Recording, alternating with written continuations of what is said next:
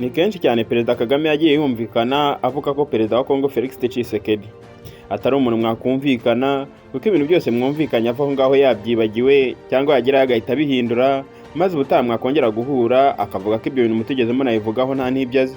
Nk'uko mu minsi yashize nanone bahuriye mu gihugu cya Qatar i Doha, hari byinshi bumvikanye bijyanye n'uko ikibazo cyo muri Kongo cyakemurwa. Bavuze ku mutwe wa FDLR, ku mutwe wa M23 n'uburyo ibibazo bishobora gukemuka muri Repubulika ya Demokarasi ya Kongo. Ariko nk'uko Perezida Kagame yagiye abivuga neza bisa nkaho byabaye nk'uko yabivuze ko iyo mutandukanye ako kanya ibyo muvuganye aba yabyibagiwe cyangwa agahita abihindura. Perezida wa Kongo Felix Tshisekedi nyuma yo guhura na Perezida Kagame muri Qatar mu biganiro bigamije gushakira umuti urambye umwuka mubi uri hagati y'ibihugu byombi, yavuze ko yifuza amahoro arambye hagati y'igihugu cye n'icy'u Rwanda. Gusa yongera guca amarenga akatumvisha ibintu bibangamiye umutekano w'igihugu. Reka turebe mu byo bemeranyijwe muri Qatar. Ariko bisa nkaho Perezida wa Repubulika ya Demokarasi ya Kongo akigera mu gihugu cye yatangiye guhindura ibyo bumvikanye n'ibyo bavuganye neza nk'uko Perezida Kagame yahoraga abivuga. Ariko niba aribwo bwa mbere ugeze kuri channel, reba munsi iyi video maze urebe ahantu handitse subscribe, ukanda tujye tubana umunsi ku munsi mu makuru n'ibyegeranyo bicukumbuye.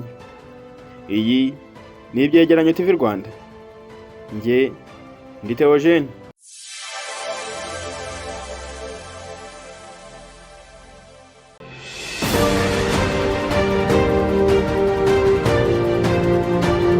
Perezida Kagame na Perezida Tshisekedi bahuriye mu biganiro bahujwe na Emir wa Qatar Sheikh Tamim bin Hamad bin Khalifa Al Thani kuwa kabiri tariki 18 Werurwe. Ni mu buhuza butari bwitezwe cyane ko Qatar yageragezaga guhuza ibihugu byombi. Tshisekedi yakwebye akitwaza ko afite indi nama muri Leta Zunze Ubumwe za Amerika. Icyo gihe yavuga ko Qatar ari inshuti y'u Rwanda, ko by'umwihariko Emir wa Qatar afitanye umubano wa hafi na Perezida Kagame ku buryo hari amahirwe menshi yo kubogama. Byageze avuga ko azahurira na Perezida Kagame mu ijuru imbere y'Imana, ko ariho honyine bashobora kuzaganirira.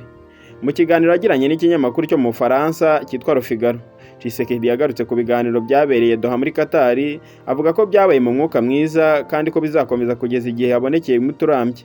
Tshisekedi yavuze ko ibijyanye n'inama yamuhuje na Perezida Kagame hamwe na Emir wa Qatar byatangiye kugirwamo uruhare n'intumwa za Qatar mu kwezi kwa kabiri hagati.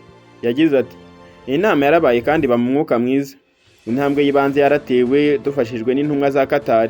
Nahuye n'umwe mu ntumwa za Qatar muri Gashyantare hagati mu nama yiga ku mutekano iminice. Intambwe ikurikira izatangazwa kuko icy'ingenzi kwari guhagarika imirwano ako kanya nta mananiza. Ibiganiro bigomba gukomeza kugira ngo haboneke umuti urambye. Qatar ivuga ko ubuhuza bwayo budakuraho izindi nzira zemejwe mu gushaka umuti w'ikibazo, ni ukuvuga ibiganiro bya Rwanda na Nairobi, ahubwo ko bugamije kugarura icyizere hagati y'impande zombi. Inama yabaye mu gihe muri Angola hari kwitegurwa indi nama yagombaga guhuza umutwe wa M23 na Leta ya Kinshasa.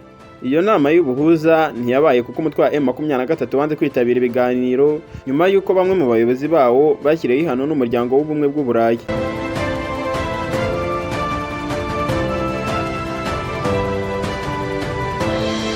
Tshisekedi we ntabibona kimwe na M23. Mu gihe M23 ivuga ko ibihano by'Uburayi bitsikamira inzira y'amahoro n'ibiganiro kandi bikaba biri mu gushaka kwa Tshisekedi. Ariko Tshisekedi wakomeza avuga ko ikibazo ari M23 idashaka amahoro. Abajijwe icyo atekereza ku bivugwa na M23 ko umuryango mpuzamahanga ukomeje kubangamira inzira z'amahoro aho ugashyira imbere ibyo gushyigikira ibyifuzo bye by'intambara, yageretse ibibazo byose ku Rwanda. Bavuga ko u Rwanda rwitwaza guhiga abajenosideri rukagerekaho no kwiba amabuye y'agaciro ya Repubulika ya Demokarasi ya Kongo. Yakomeje agira ati, mu myaka 50 iri imbere akarere k'ibiyaga bigari kazaba gatuwe na miliyari 1 y'abaturage. Niba tubanye mu mahoro, ndavuga amahoro arambye, wakibaza akaga kazabaho. Mfite ubwoba bw'ubundi bwicanye niba nta gikozwe.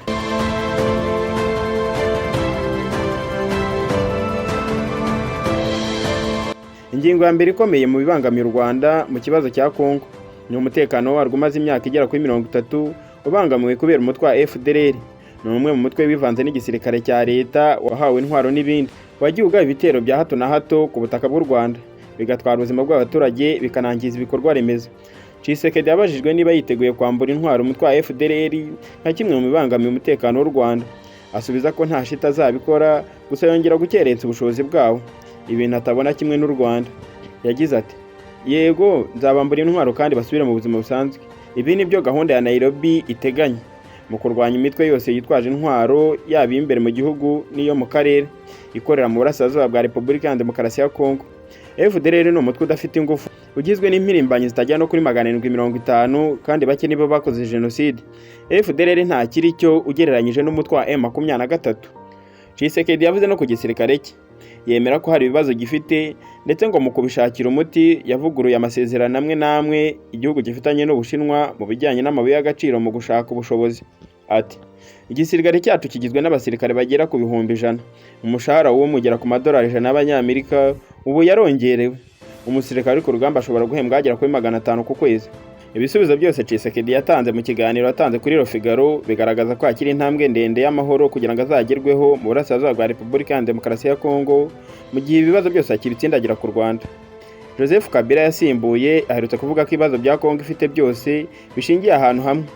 Yagize ati ikibazo ni Tshisekedi n'igisubizo kandi ni Tshisekedi mu kumvikanisha ko imiyoborere y'igihugu cye ifite ikibazo gikomeye cyane. Ngibyo byo twavuga mu kiganiro Tshisekedi yagiranye n'ikinyamakuru Le Figaro. Akomeza ibibazo byose kugenda byegeka ku Rwanda bigaragara ko nubwo bari bemeranyije ko umutwe wa FDLR azawambura intwaro ariko n'ubu baracyashidikanya ku bushobozi bwabo. Niba ari bwo bwa mbere ugeze kuri channel reba munsi video maze ureba hano handitse subscribe ukandi tujye tubara umunsi ku munsi makuru n'ibyegeranyo bicukumbuye. Iyi ni Ibyegeranyo TV Rwanda. Njye ndi Theogene.